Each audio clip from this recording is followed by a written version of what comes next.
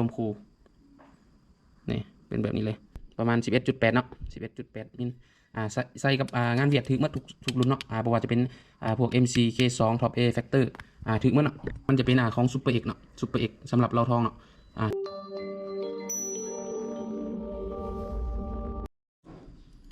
สบายดีเนาะสบายดีไอ้น้องสายลาเฮาเนาะมื้อนี้เฮาสิมาเฮ็ดคลิปรีวิวตัวนี้จะเป็นลำของทองเหลืองเนาะหรือว่าเราทองเหลืองสำหรับลูกค้าผู้ใดที่เบื่อใส่กับเราเล็กเนาะเบื่อใส่เราเล็กอยากมาเปลี่ยนใส่กับลำทองเหลืองน้ำหนักมันจะเบาขึ้นเนาะแต่ส่วนกลุ่มกับกลุ่มพอสมควรเนาะตามที่เฮาเคยรีวิวหรือว่าเคยใส่งานเนาะเฮาเคยใส่งานถือว่ากลุ่มดีแล้วเฮาก็มาลองเฮ็ดให้ลูกค้าเบิ่งเนาะตัวนี้จะเป็นงานนอกที่เราสั่งเห็ดเนาะตัวนี้ย้ำเนาะเฉพาะงานเวียดเนาะผู้ใดใส่งานไทยหรือว่าเฮ็ดใส่งานไทยเราก็รับเฮ็ดให้คือกันเนาะเพราะว่าเราก็สั่งมาแต่นอกคือกันตัวนี้มันจะเป็นงานเวียดโดยเฉพาะเนาะความยาวมันจะมี40เซน40เซนแล้วก็50เซนแล้วก็60เซนเนาะแล้วก็60เซนก็มีหรือว่าลูกค้าผู้ใดมักสั้นกว่าหัน35เซน30เซนเราก็เฮ็ดให้ได้เนาะเราจะมาเบิ่งนำกันตัวนี้จะเป็นความยาวจะอยู่ที่40เนาะตัวนี้40โอลิงมันจะมีอยู่หลายบอลเติมเนาะคือโอลิงกันยอดนี่1 2 3ตัวขอบลำเขาก็ใส่โอลิงให้เนาะตัวนี้มันจะเป็นบูทองเนาะมันจะเป็นบูทองเหลืองเนาะหูลมจะเป็นหูลมคูเนาะตัวนี้หูลมคูนี่เป็นแบบนี้เลยส่วนขอบเข้าโหลดจะเป็นเข้าโหลด12มิลน่ะเข้าโหลดอยู่12มิล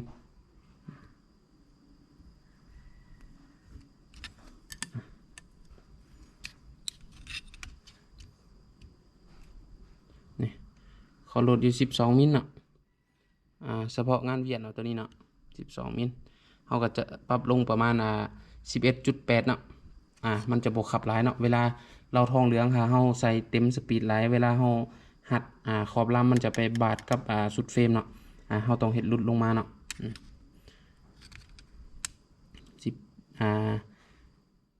11กับประมาณ11.8เนาะ11.8มิลใส่กับงานเวียดถึงเมื่อทุกรุ่นเนาะบ่ว่าจะเป็นพวก MC K2 Top A Factor ถึงเมื่อเนาะแต่ส่วนหลายลูกค้าสั่งเครื่องมันจะยาว50เซนเนาะจะเป็นตัวยาว50เซนตัวนี้นี่50เซนของตัวนี้นี่เนาะ50เซน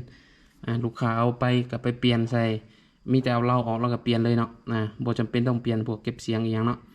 แล้วน้ำหนักก็จะเบากว่าเนาะส่วนเกี๊ยวเอามาเบิ่งบูทก่อนเนาะบูทจะมีโอลิงคูเนาะโอลิง2เซนโอลิง2เซนแล้วก็จะมีโอลิงกันย้อนอยู่ข้างในเนาะตัวนี้โอลิงปอนลูกเนาะเขาเนาะโอลิงปอนลูกแล้วมันจะมีโอลิงกันล่มหนาของบูทนี่คือกันเนาะอยู่นี่เส้นหนึ่งเนาะ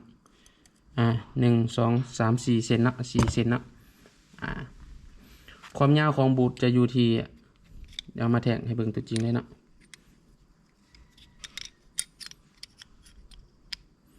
ความยาวของบูท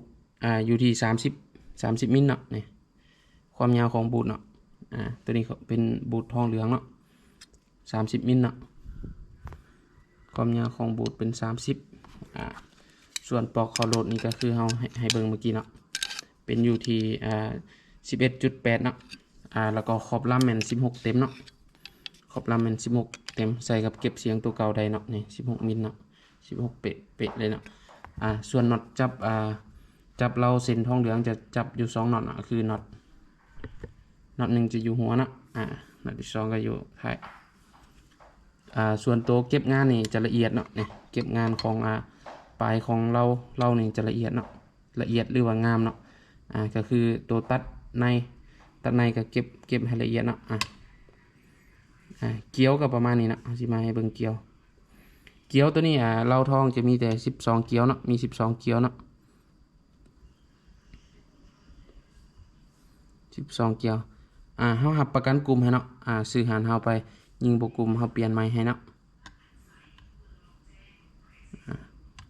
คือบางคนลูกค้าส่วนหลายมันจะเป็นน้ำเหล้า80%เนาะปืนยิ่งบ่กลุ่มเนาะ80%ส่วนแรกก็มีส่วนคือกันเนาะแต่ก็บ่ถึงขนาดนั้นเนาะขนาดบางคนเอาไปใส่ยิงว่าวตรงก็ยังถึกเนาะสำคัญแม่นลูกปืนก็มีส่วนคือกันเนาะแต่บ่หลายซ้ำกับเราเนาะเราแม่นสรุปมาแม่นประมาณ80%เนาะวิธียิงลูกค้ายิงบ่กลุ่มเนาะส่วนหลายแม่นเป็นน้ำเหล้าเนาะแล้วก็ลูกปืนก็มีส่วนเนาะ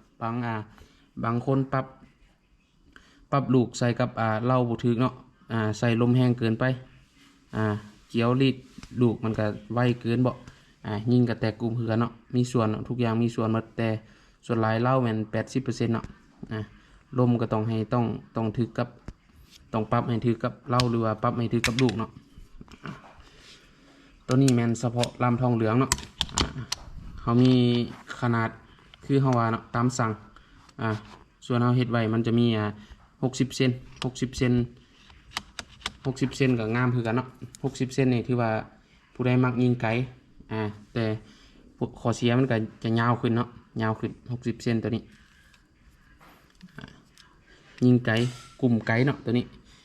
บางคนว่าเราสั้นเรายาวนี่มันต่างกันได้เนาะก็คือเราสั้นนี่ระยะกลุ่มมันจะตกต่ำเนาะคือยกตัวอย่างเฮายิงตั้งเป้า30 เมตรทาง2เนาะยกตัวอย่างเฮาตั้งเป้า30 เมตรทาง2เซนนี้หลังจากที่เฮายิงตั้ง30 เมตรซ้ำกันเนาะแล้วเฮาไปยิง50 เมตรนี่50 เมตรเฮาไปยิง50 เมตรนี่โต40 เซนนี้มันจะตกต่ำลื่น60 เซนนี่ประมาณนี้เนาะประมาณโป้มือเนาะสมมุติ60 เซนตกนี้40 เซนจะตกนี้เนาะระยะเกี่ยวมันจะตกต่ำกว่าเนาะเพราะว่าการรีดเกี่ยวของมันจะน้อยกว่าบ่ซ้ำกับ60 เซนเนาะเพราะว่า60 เซนมันจะยาวกว่าการรีดเกี่ยวมันจะส่งลูกไกลกว่าเนาะตัวนี้มันอาจจะส่งลูกไกลกว่าเพราะว่ายาวกว่าเนาะยาวกว่าได้เปรียบกว่าแต่เรื่องความไวจะบ่ไว้40เนาะเพราะว่า40มันสั้นกว่ารีดเกี่ยวความแห้งของลูกที่รีดเกี่ยวไปนะมันจะต่ำกว่าตัว60 เซนเนาะความไวมันจะสูงกว่าแต่การตกกลุ่มมันจะตกกว่า60 เซนเนาะตัวนี้แม่นตามที่เฮาลองตัวจริงเนาะสำหรับผู้อื่นค่ายอื่นที่ลองเฮาก็บ่ฮู้เนาะแต่อันนี้เฮาลองตัวจริงแล้วเนาะเอาเรา60 เซนกับเรา40 เซนมาลองใส่กันนี่กลุ่มนี้มันจะตกต่างกันเนาะเพราะว่าการรีดเกี่ยวของเรานี่มันจะสั้นอันนึงสั้นอันนึงยาวเนาะแน่นอนมันต้องมีผลต่างเนาะเฉพาะค่ายของเราFX ค่ายมันจะเป็นของซุปเปอร์เอกเนาะซุปเปอร์เอกสำหรับเราทองเนาะเราจะเอาเขามาเป็นพวกซุปเปอร์เอกเนาะเฉพาะลูกค้าผู้ใดสนใจแต่พวกแต่เราก็มีคือกันเนาะเราตัวนี้เฉพาะใส่ในเนาะหรือว่าลูกค้าผู้ใดสนใจแยกเนาะก็คือเป็นบูท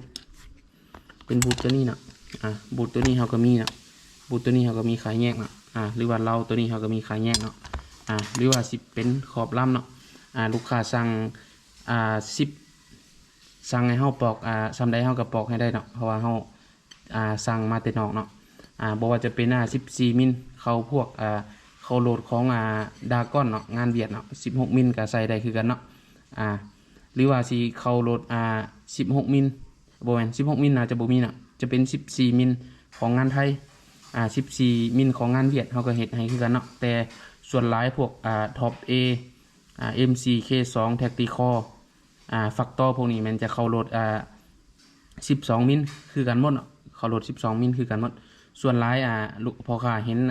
14 มิลจะมีแต่ของดากอนเนาะของดากอน09เนาะค่ายของดากอนจะเข้าโหลด14เนาะขอบลำ16คือกันหมดเนาะแต่เข้าโหลด14 มิลเนาะหรือว่าคือเฮาว่าเนาะสนใจแต่ขอบลำเฮาก็มีคือกันสนใจบูทหรือว่าสนใจใส่อันนี้ก็มีคือกันเนาะหรือว่าสนใจครบสุดพร้อมใช้งานเนาะครบสุดพร้อมใช้งานแบบนี้หานเฮาก็มีคือกันเนาะสำหรับกลุ่มหรือว่าการเทสตัวจริงเฮาสิมาเฮ็ดอีกคลิปนึงให้ลูกค้าเบิ่งเนาะว่าขายFX บ่แม่น FX เนาะอนุญาตเนาะ FX แม่นเราเล็กของตัวนี้เนาะเราเล็กเฮาจะเป็นยี่ห้อของ FX เนาะตัวนี้รับประกันให้คือกันเนาะเฉพาะผู้ใดเบื่อเราเล็กเนาะเบื่อเราเล็กอยากมาใส่เราทอง แน่นอนน้ำหนักมันก็ต่างกันเนาะแน่นอนน้ำหนักมันจะต่างกันสำหรับคลิปนี้ก็สิมีประมาณนี้เนาะลูกค้าผู้ใดสนใจเราทองหรือว่าเราเล็กสามารถทักเบอร์ WhatsApp หน้าโปรไฟล์เนาะเบอร์เฮามัน98464155เนาะสำหรับคลิปนี้ก็มีแต่ซ้ำนี้เนาะขอบใจลูกค้าที่เข้ามาเบิ่งแล้วก็ติดตามเฮาเนาะ